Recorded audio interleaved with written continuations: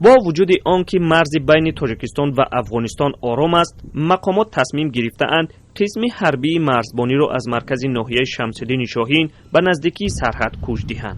این کوچ به ساخته شدن قرارگاه نو در دهه یال امکان پذیر شد. در آخر ماه می پرزیدنت امامعلی رحمان به این قسم مرزبانی رفته بود. حالا مرزبان‌ها در دهه یال قرار دارند. از مرکز ناحیه به جماعت دیوات نورالدین محمود دهه یال کوچانده شده است.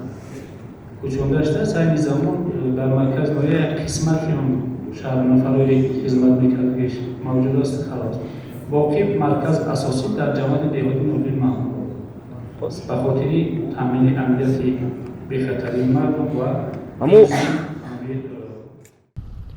اما اصلی مطلب به نزدیکترین مرز آوردن مرزبانان است. حالا بنیادی راه در این منطقه قریب 30% انجام یافته است.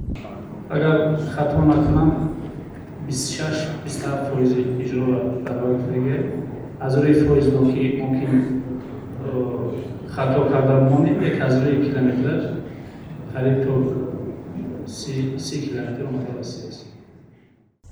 مرز ناحیه شمس‌الدین شاهین با افغانستان 145 کیلومتر درازی دارد. در این منطقه مرزی از سال 2010 ساختن دیدبانگاه، بازار نزدی مرزی و یک پل یا کوپروک آغاز شده بود. ساختمان پل و بازار به انجام رسیده اما آنها رسما باز نشده اند. در برابر این دیدبانگاه معروف به سر غار بعدی بازسازی به کمنداتوره تبدیل نام کرد. مقامات در ناحیه شمس‌الدین شاهین میگویند وضع مرز نگران کننده نیست. آنها امیدوارند که به نزدیکی مرز کوچیدن قرارگاه نیروها به منفعت کار است.